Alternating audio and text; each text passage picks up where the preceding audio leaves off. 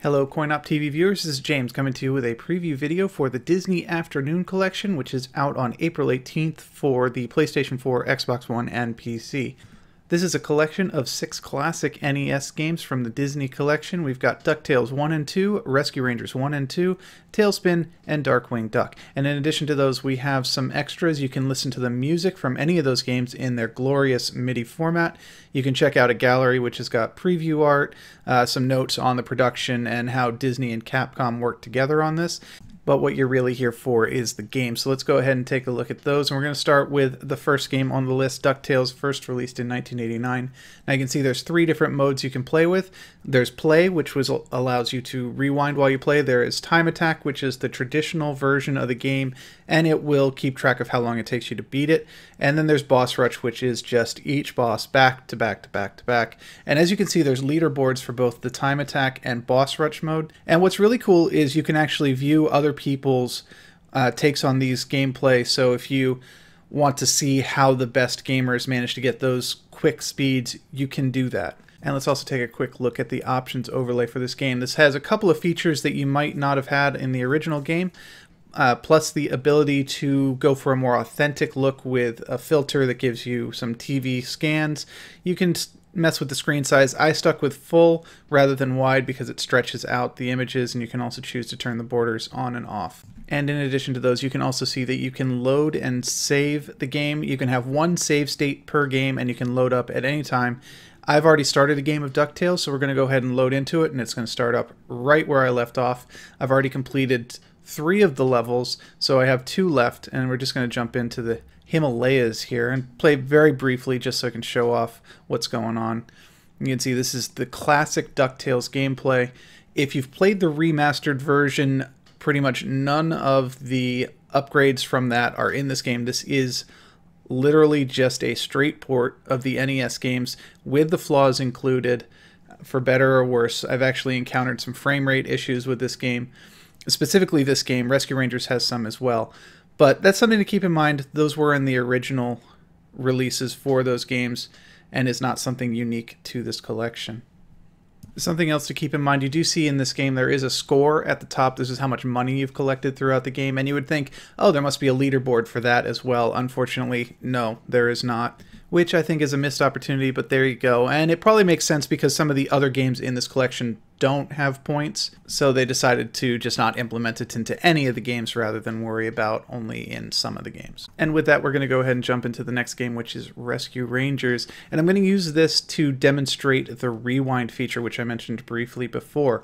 And this is literally exactly what it sounds like. If you screw up, you can rewind and try again from the exact same position you were in before, like right there. There is no penalty for using this. You don't lose lives, you don't lose points or anything like that. The only thing that happens is you do lose forward momentum, so if you're in the middle of a jump when you rewind, you will drop from wherever you stop rewinding. Now keep in mind the rewind function is only in the regular gameplay. You can't use it in time attack mode, so you don't have to worry about it just becoming who can most efficiently use rewind. Now what you're seeing is a very extreme example of rewind. I am using it constantly in this as I am trying to climb up this jumping puzzle, which I am terrible at. And so for me, this is very, very helpful. I would have to get through all of the earlier levels to get back to this in the original version of the game or in the time attack version of this level. And here I can just keep rewinding until I get to the top of it. Now this does reveal a certain amount of weakness to the title itself, which is without the constant deaths and full restarts, they're actually quite short. But that makes sense because in the old days of video games, there were no save states and these games didn't have passwords in them.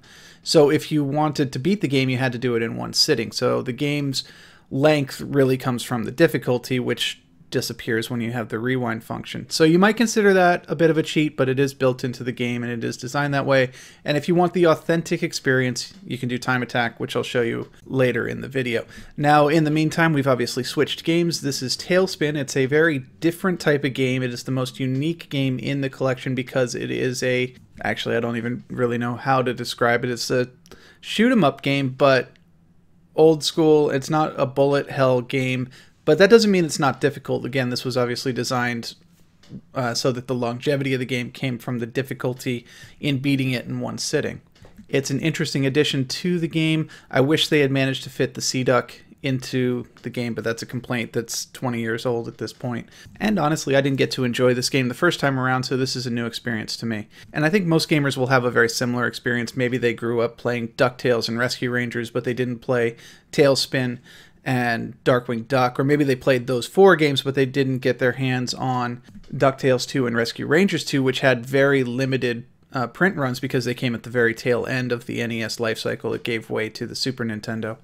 And speaking of Darkwing Duck, here we are in the Darkwing Duck game, and out of all of them, this was by far the most frustrating. I couldn't even get past the first level, even with the rewind function. Now, obviously, there are much better gamers out there who will be able to get past that first level, and they're probably laughing at me for not being able to, but in terms of difficulty, this is definitely the most difficult game in the collection.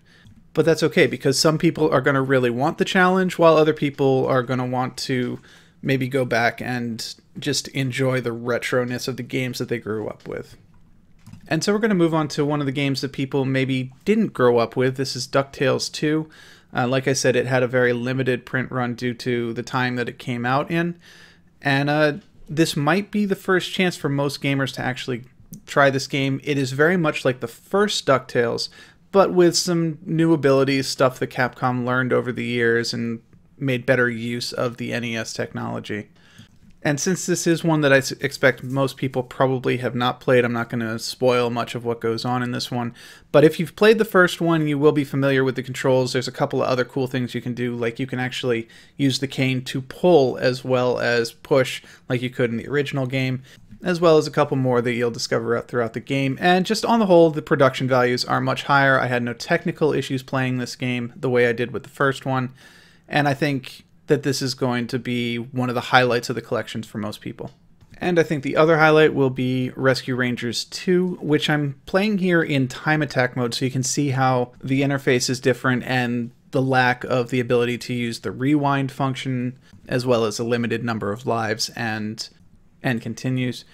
And one other thing I'll note is this video started with the time attack at about 2 minutes. That's not because I'd already been playing the game, that's actually because the time attack counter includes everything from the moment you select time attack. That includes initially loading up the game with the logos and the introduction video, plus all of the opening dialogue and stuff, which you can skip through.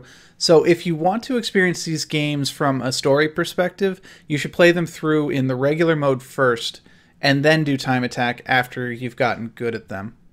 And also keep in mind that the time attack counter does not reset if you lose and go back to the title screen. You will have to go all the way back to the game select screen, otherwise it will keep counting, which is not necessarily a fair representation of how long it takes you to beat the game. And we're going to end the video revisiting DuckTales. Now this is in boss attack mode, which is the other one with a leaderboard, and you can see that I've already beaten 2 of the bosses. It's told me how long it took to beat both. There's a split timer, so if this was the second time I was playing it, it would show me last time it took me 40 seconds to do it. This time I did it in 30 seconds, so there'd be a 10-second split. It will add up all of the bosses and then give me a final total time, which will be posted to the leaderboards, which my friends can see and the whole world can see.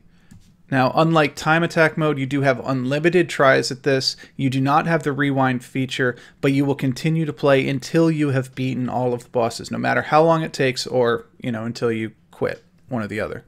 Either way, it's a fun addition, and you get to see how other people did it if you so choose. All told, it's a cool little feature. You might not spend a lot of time in it, but it can be a lot of fun, and it's a good way of experiencing the bosses and maybe using other people's recorded videos to get some tips on how to beat the bosses as well. And that's going to wrap things up now. Thank you guys for watching. This has been the Disney Afternoon Collection with DuckTales 1 and 2, Rescue Rangers 1 and 2, TailSpin, and Darkwing Duck. Some of these games are frustrating. Some of them have technical issues that stem back from the NES days. But overall, it's a very good collection. If you have any nostalgia for these properties, or if you're a fan of old school side-scrolling games, at $20, this is an excellent deal, and you'll definitely get your money's worth. So if you found this video useful, please like and subscribe. And thank you once again for watching. This has been James for CoinOpTV, and stay tuned for more videos throughout the week.